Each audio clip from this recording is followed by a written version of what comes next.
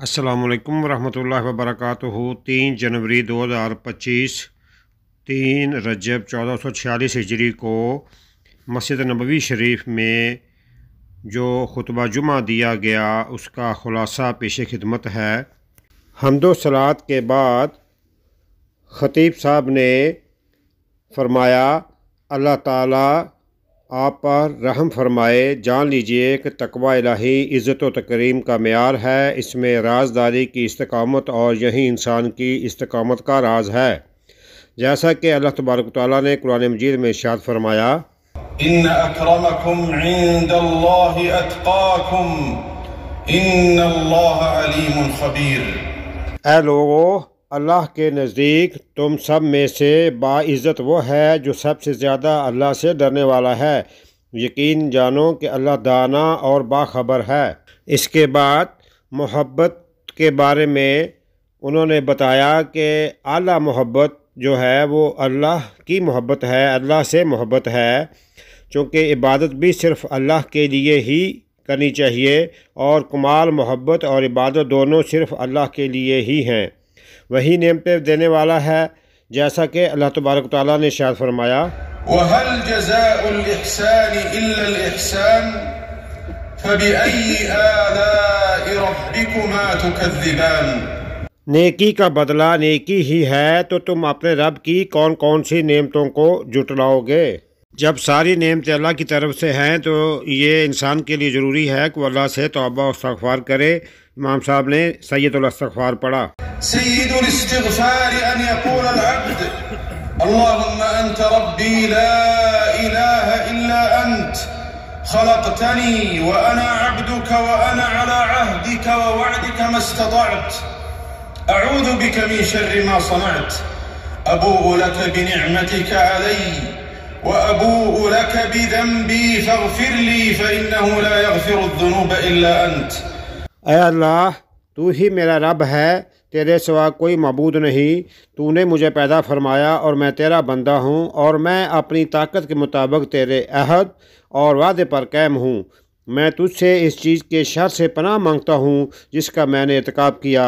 میں تیرے سامنے تیرے انعام کا اقرار کرتا ہوں جو مجھ پر ہوا، اور میں اپنے گناہوں کا اقرار کرتا ہوں، لہٰذا تو مجھے معاف کر دے۔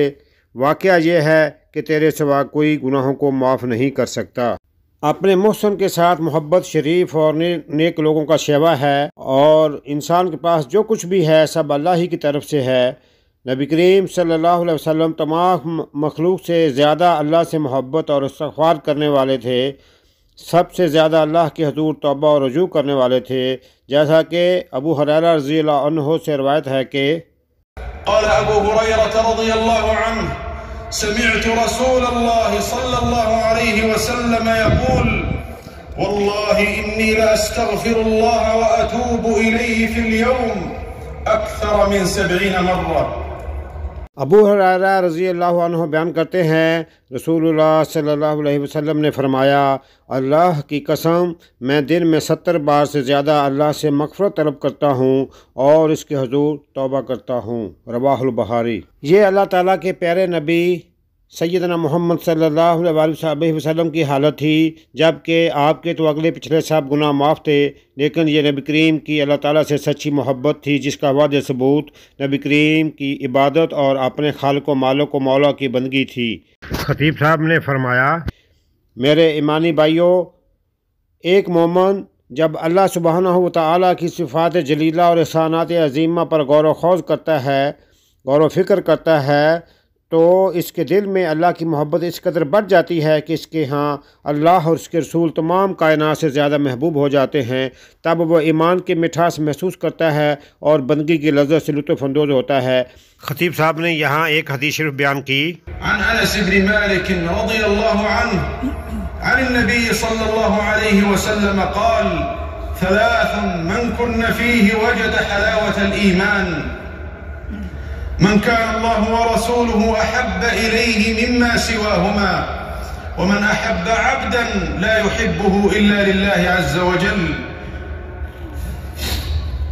ومن يكره أن يعود في الكفر بعد إذ أنقذه الله منه كما يكره أن يلقى في النار۔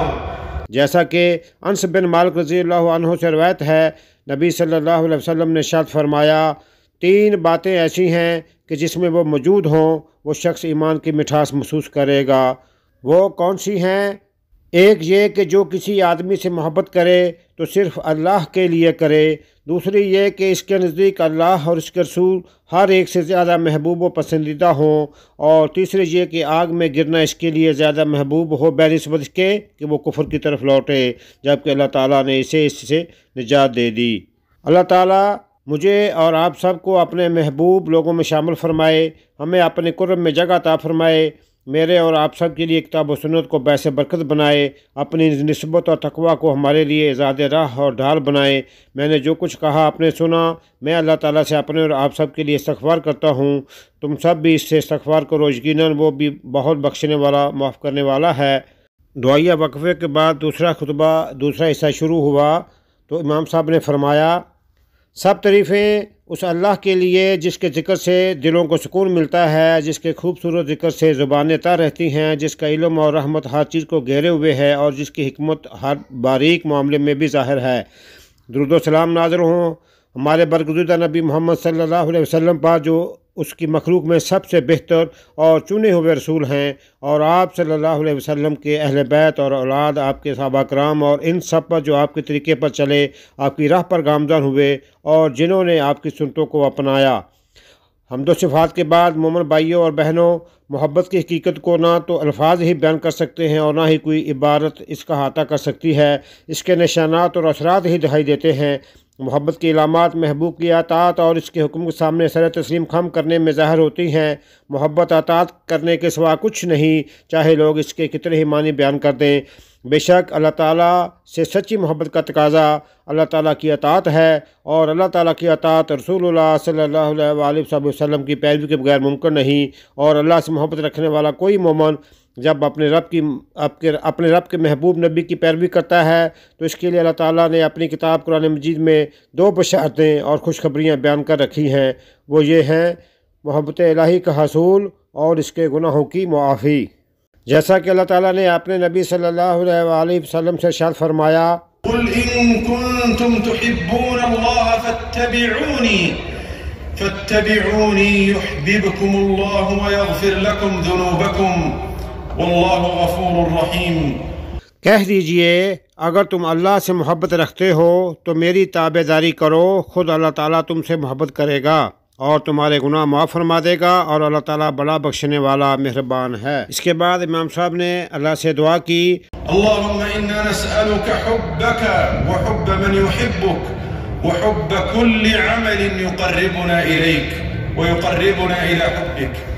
اے اللہ، ہم تجھ سے تیری محبت اور ان کی محبت مانگتے ہیں جو تجھ سے محبت کرتے ہیں، اور ایسے عملوں کی محبت جو ہمیں تیرے قریب کر دیں۔ اس کے بعد خطیب صاحب نے جمعہ کے دن نبی کریم صلی اللہ علیہ وسلم پر درود شریف پڑھنے کی اہمیت کا ذکر فرمایا اور اللہ تعالیٰ سے دیگر دعائیں کی۔ ایھا المؤمنون والمؤمنات، ان هذا اليوم الاغر من الايام تندب فيه كثرة الصلاة والسلام على سيد الخلق وصفوة الأنام، قال صلوات الله وسلامه عليه، إن من أفضل أيامكم يوم الجمعة فأكثروا علي من الصلاة فيه فإن صلاتكم معروضة علي۔ اللهم صل وسلم وبارك على سيد الأولين والآخرين وإمام المرسلين ورحمتك للعالمين سيدنا ونبينا محمد، عدد ما وسعه علمك وأحصاه كتابك وخطه قلمك۔ اللهم صل وسلم عليه في الأولين وصل وسلم عليه في الآخرين وصل وسلم عليه في الملأ الأعلى إلى يوم الدين۔ اللهم وارض عن الصحابة أجمعين وعن الأئمة المهديين الخلفاء الراشدين أبي بكر وعمر وعثمان وعلي، وعن آل بيتك أجمعين، وعن سائر صحابة نبيك أجمعين والتابعين وتابعيهم إلى يوم الدين۔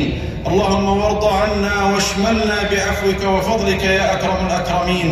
اللهم أعز الإسلام والمسلمين، اللهم أعز الإسلام والمسلمين، اللهم أعز الإسلام والمسلمين، وأذل الكفر والكافرين ودمر أعداء الدين، واجعل هذا البلد المبارك آمنا مطمئنا مصونا محفوظا يا رب العالمين، وعم بذلك ديار المسلمين.